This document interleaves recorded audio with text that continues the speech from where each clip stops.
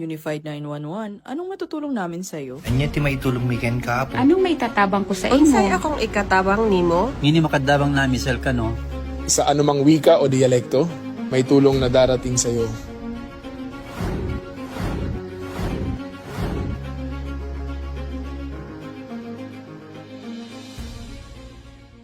Lilingkod sa bawat Pilipino at magbibigay ng tamang impormasyon para sa tahimik at maayos na Pilipinas. Police News Network, alagad ng batas, tagapagtaguyod ng balitang pulis, sandigan ng mamamayan, patnubay ng katotohanan.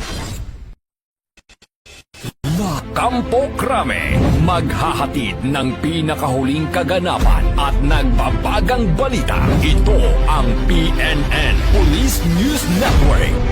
At ngayon, ang inyong mga tagapagbalita. Magandang araw, bagong Pilipinas. Ako ang inyong alagad ng batas, tagataguyod ng Balitang Pulis, Patrolwoman Fe Octaviano. Maghahatid ng tamang balita, kwento ng pulis at serbisyo para sa mamamayan. At ito ang PNP News Online. Ang pangunahing balita ng Police News Network, alagad ng batas, tagataguyod ng Balitang Pulis.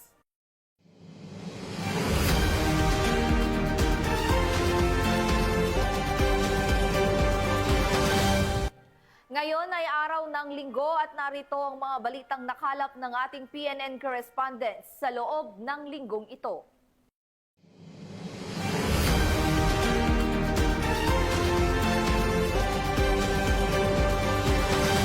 Bumagsak sa kamay ng batas ang top 1 most wanted person municipal level na may kasong illegal possession of firearms and ammunition matapos itong maaresto ng mga otoridad sa Zamboanga del Sur. Yan ang tinutukan ni Patrolwoman Joyce Abiog. Sa bisa ng pinagsanib na pwersa ng mga tauhan ng Suminot Municipal Police Station at First Zamboanga del Sur Provincial Mobile Force Company, na aresto ang top 1 most wanted person municipal level sa Barangay Eastern Poblacion, Suminot, Zamboanga del Sur. Kinilala ng mga otoridad ang isang 20 anyos na lalaki at residente ng Barangay Upper Sikpaw, Suminot, Zamboanga del Sur.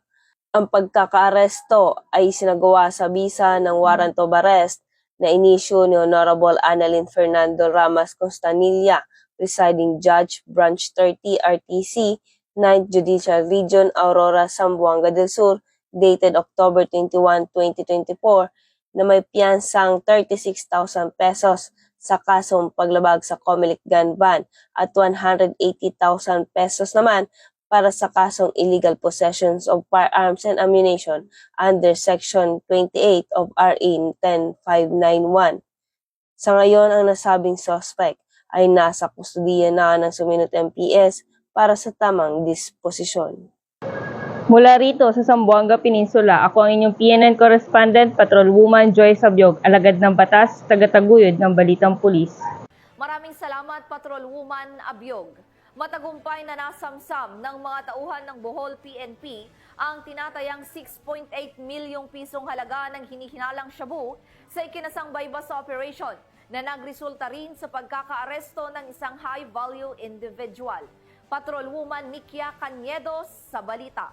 Aabot sa 6.8 milyon na halaga ng pinaghihinalaang shabu ang nasabat ng kapulisan mula sa isang lalaki na target sa buy-bust operation na isinagawa sa Puro 4 Barangay Sentro, Tubigon, Bohol nitong ika-11 ng Oktubre taong kasalukuyan. Kinilala ni Police Captain Carl Jobel Lofranco, Chief o Police ng Tubigon Municipal Police Station, Bohol Police Provincial Office, ang suspect na si alias Antoy, 41 anyos, high-value individual, residente ng Sitio Ingod, Barangay Sentro, Tubigon, Bohol. Dakong alas 11:36 ng umaga nang isinagawa ang buy-bust operation ng mga operatiba na naging dahilan sa pagka-aresto sa suspect. Nakuha mula sa suspect ang 2 medium size at 2 large pack ng hinihinalang shabu na nasa 1,000 na gramo at may standard drug price na 6,800,000 pesos. Bukod sa droga, nakuha din mula sa operasyon ang isang backpack, brown paper bag, 2 plastic bag at buy-bust money. Mahaharap ang suspect sa kasong paglabag sa Section 5 at 11, Article 2 ng RA 9165 o Comprehensive Dangerous Drugs Act of 2002. Ako po si Police Colonel Patricio C. Degay Jr., ang Provincial Director ng Bohol Police Provincial Office. Ang tagumpay na ito ay bunga ng masusing pagmamanman at koordinasyon at walang sawang dedikasyon ng ating mga kapulisan laban kontra iligal na droga. Sa pamamagitan ng ganitong mga operasyon, ating pinatutunayan na seryoso ang Bohol PNP sa pagpapanatili ng kapayapaan at kaayusan sa ating lalawigan. Nais naming paalalahanan ang publiko na maging mapagmatsyag sa inyong mga komunidad. Kung may nalalaman kayong kahina-hinalang aktibidad o mga personalidad na sangkot sa illegal na droga, huwag mag-atubiling makipag-ugnayan sa pinakamalapit na himpilan ng pulisya o sa pamamagitan ng aming hotline numbers. Ang inyong pagkikipagtulungan ay napakahalaga upang tuluyan masugpo ang banta ng illegal na droga sa ating mga kabataan at komunidad. Patuloy nating ipagmalaki ang ating kooperasyon sa PNP. Sama-sama nating itaguyod ang bagong Pilipinas na payapa, ligtas at malaya sa droga. Ang naturang operasyon ay isang patunay na walang humpay na pagsusumikap ng kapulisan sa paghuli ng mga drug personalities bilang bahagi ng mas malawak na kampanya laban sa iligal na droga. Mula dito sa Bohol Police Provincial Office, ako yung Police News Network Correspondent, Patrolwoman Nikia Cañedo, alagad ng batas, tagataguyod ng balitang pulis. Maraming salamat, Patrolwoman Cañedo. 3 high-value individuals ang naaresto ng Bacoor City Police Station sa isang matagumpay na anti-illegal drug operation na nagresulta sa pagkasamsam ng mahigit 700,000 pisong halaga ng hinihinalang shabu. Patrolwoman Priscel May Urbano sa report. 3 umano'y high-value individuals ang naaresto ng mga otoridad sa isang matagumpay na bypass operation na isinagawa ng Bacoor Component City Police Station sa lungsod ng Bacoor nito lamang madaling araw ng Martes, 14 ng Oktubre taong kasalukuyan. Kinilala ang mga suspect na sina alias Boss at alias Christian na kapwa residente ng Parañaque City at alias Emmanuel na taga Bacoor City. Isinagawa ang operasyon sa pakikipag-ugnayan ng Drug Enforcement Unit ng Bacoor Component City Police Station sa Philippine Drug Enforcement Agency. Isang pusher-buyer mula sa kapulisan ang nagpanggap na bumibili ng iligal na droga dahilan upang maaresto ang 3 sospek. Nasamsam mula sa kanila ang isang knot-tied plastic bag at 6 na heat-sealed plastic sachet na naglalaman ng hinihinalang shabu na may kabuoang timbang na 105 gramo na may standard drug price na 714,000 pesos. Isang puting Toyota Hilux at isang piraso ng 1,000 peso bill na ginamit bilang bypass money. Ang mga ebidensya ay agad na dinala sa Provincial Forensic Unit sa Imus City para sa kaukulang pagsusuri. Kasalukuyang nasa kustodiya ng Bacoor Component City Police Station ang mga naarestong sospek habang inihahanda ang kasong paglabag sa RA 9165 o ang Comprehensive Dangerous Drugs Act of 2002. Ang nasabing operasyon ay bahagi ng pinaigting na kampanya ng Cavite PNP laban sa iligal na droga sa riyon para sa mas ligtas at mapayapang komunidad. Mula dito sa PRO Calabarzon, ako ang inyong Police News Network Correspondent, Patrolwoman Priscel May Urbano, alagad ng batas, tagataguyod ng balitang pulis. Maraming salamat, Patrolwoman Urbano. Tinatayang mahigit 1 milyong pisong halaga ng fully grown marijuana plants ang winasak ng mga tauhan ng Benguet PNP sa matagumpay na operasyon sa bayan ng Kibungan, Benguet. Narito ang report mula kay Patrolwoman Melba Langbis. Sa patuloy na malawakang kampanya kontra illegal na droga, tinatayang 1,136,000 pisong halaga ng fully grown marijuana plants ang nadiskubre ng mga operatiba sa Sitio Bakugan, Takadang Kibungan, Benguet kamakailan lamang. Ayon kay Police Colonel Lambert A. Suerte, Provincial Director ng Benguet Police Provincial Office, ang operasyon ay nasakatuparan sa pagtutulungan ng mga operatiba sa pangunguna ng 1st Provincial Mobile Force Company, Kibungan Municipal Police Station, Regional Intelligence Division, Philippine Drug Enforcement Agency Cordillera at iba pang unit ng kapulisan.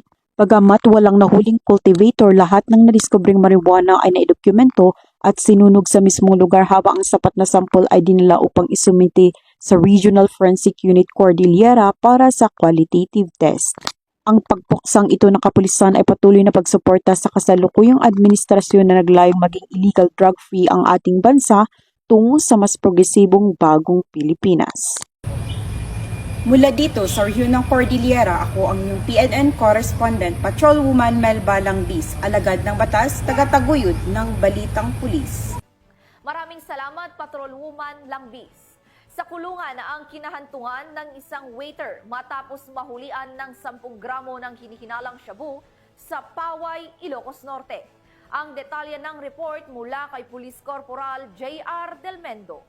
Arestado ang isang 22 anyos na lalaki na isa ring waiter matapos itong mahulian ng nasa 10 gramo ng hinihinalang shabu sa isinagawang anti-legal drug operation ng pinagsalib na puwersa ng Paway Municipal Police Station bilang lead unit, PDEU Ilocos Norte, PIU Ilocos Norte, PIDEA Ilocos Norte at RIDPRO1 sa Barangay Veronica, Paway, Ilocos Norte. Una rito, nasa posisyon na ang mga nabanggit na unit ng mga otoridad upang isagawa ang buy-bust operation sa dalawang sospek. Nalulan ng isang sasakyan. Pumarada ang mga sospek sa gilid ng kalsada sa nasabing barangay. Ngunit nang makatunog ang mga ito, dali-daling minaneho ng isa sa sospek ang sasakyan at naktakas. Naiwan naman ang nasabing waiter na kung saan ay tinangkapan itong tumakas kasabay ng pagtapo nito ng isang pakete ng sigarilyo. Ngunit nadakip din ito at naberipika na ang itinapon nitong pakete ng sigarilyo ay naglalaman ng pinaghinalaang shabu na may timbang na 10 gramo na nakapaloob sa dalawang transparent plastic sachet at nagkakahalaga ng 68,000 pesos. Kabilang din sa nakumpiskang ebidensya ang isang cellphone. Isinagawa ang markings at inventory sa mga nakumpiskang ebidensya sa presensya ng sospek at ng mga mandatory witnesses. Ang sospek ay nahaharap ngayon sa kasong paglabag sa Republic Act 9165. Mula dito sa Ilocos Region, ito ang inyong PNN correspondent, Police Corporal J.R. Del Mendo, alagad ng batas, tagataguyod ng Balitang Pulis. Maraming salamat, Police Corporal Del Mendo. Makalipas ang matagal na pagtatago, tuluyan ng naaresto ang Rank 3 Provincial Most Wanted Person ng Albay sa isang operasyon ng kapulisan sa lalawigan ng Camarines Norte. Magbabalita dyan si Police Corporal Angeli Torrecampo.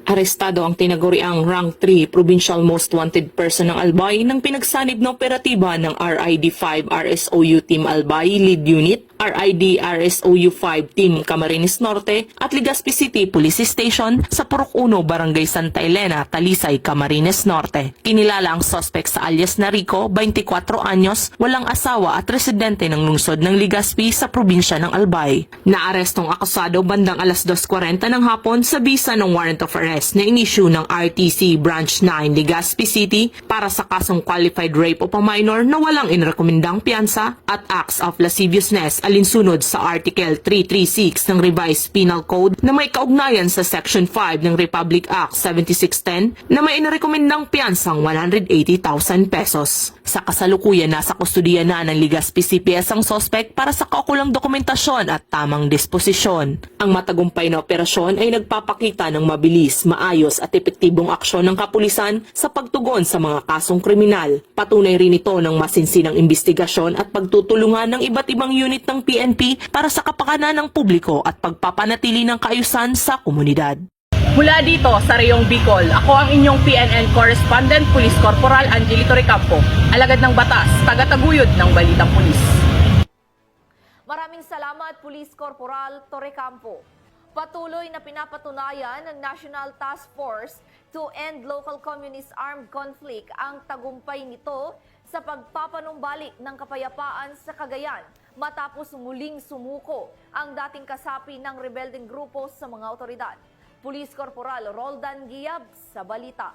Patuloy na bumubunga ang mga programa ng National Task Force to End Local Communist Armed Conflict o NTF-ELCAC sa Cagayan matapos ang panibagong voluntaryong pagsuko ng isang dating miyembro ng New People's Army sa bayan ng Alcala. Ayon sa ulat, dakong alas 3:30 ng hapon ng Oktubre 12 ngayong taon, kusang loob na sumuko si Ka Irene, 45 taong gulang, may asawa at residente ng Barangay Dalawig, Alcala, Cagayan. Isinagawa ang pagsuko sa pinagsanib na operasyon ng Alcala Police Station, Provincial Intelligence Team Cagayan South, 1st Cagayan Provincial Mobile Force Company, Provincial Intelligence Unit Cagayan Visayan Police Provincial Office at 77th Infantry Battalion ng Philippine Army. Bit-bit ni Kairin ang isang 38 caliber revolver na may 3 bala na agad isiniilalim sa kustodiya ng Alcala Police Station para sa tamang disposisyon. Sa panayam, inamin ni Kairin na nang-engganyo siya ng kanyang ama na tumulong sa mga aktibidad ng rebeldeng grupo mula 1999 hanggang 2006 bilang tagapamagitan at terrain guide sa mga operasyon ng NPA sa hangganan ng Alcala, Bagao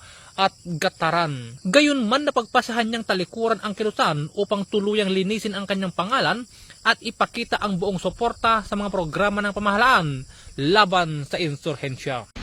Mula dito sa lalawigan ng Cagayan, ako ang inyong PNN correspondent, Police Corporal Giab, alagad ng batas, tagataguyod ng Balitang Pulis. Maraming salamat, Corporal Giap. Hindi nakalusot sa batas ang 2 babae matapos silang maaresto sa ikinasang entrapment operation ng Regional Anti-Cybercrime Unit 6 sa Iloilo City dahil sa umano'y iligal na pag-aalok ng serbisyong dental online nang walang kaukulang lisensya at permit. Yan ang tinutukan ni Patrolwoman Mary Grace Artizuela.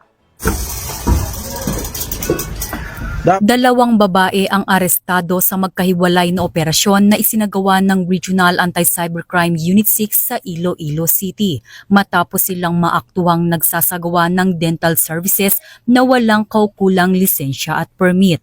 Natukoy ng mga otoridad ang mga suspect sa pamamagitan ng kanilang Facebook accounts na ginagamit sa pag-aalok ng dental services online.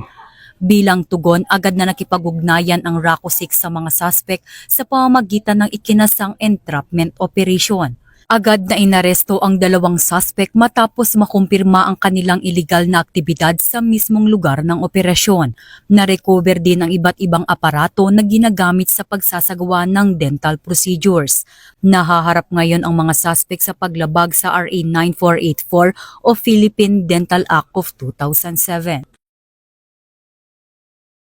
Sana po sa ating mamamayan, huwag po nating tangkilikin yung mga ganitong illegal na gawain. Dahil ito po ay delikado po sa inyong kalusugan at isa pa, unfair naman ito sa mga lisensyadong, mga professional, mga dentista na gumagawa, nagbibigay ng serbisyo na dental na naaayon sa batas. Mula dito sa Campo Crame, ako ang inyong PNN correspondent, Patrolwoman Mary Grace Artizuela, nagbabalita para sa Police News Network, alagad ng batas, tagataguyod ng Balitang Pulis. Maraming salamat, Patrolwoman Artizuela. At yan ang mga nakalap na balita ng ating mga PNN correspondents mula Luzon, Visayas at Mindanao sa loob ng linggong ito. Sa ngalan ng pamunuan ng Philippine National Police sa pangunguna ni Acting Chief PNP, Police Lieutenant General Jose Milencio Sr. Tates Jr. at sa pamumuno ni President Ferdinand Marcos Jr., kami ay maglilingkod sa bawat Pilipino at magbibigay ng tama at balanseng balita. Kami ang inyong bagong PNP para sa bagong Pilipinas. Serbisyong mabilis, tapat at nararamdaman. Mula rito sa tanggapan ng tagapag-ugnay ng Pambansang Pulisya, ako ang iyong alagad ng batas, tagataguyod ng Balitang Pulis, Patrolwoman Fe Octaviano. Maghahatid ng tamang balita, kwento ng pulis at serbisyo para sa mamamayan. At ito ang PNP News Online, ang pangunahing balita ng Police News Network.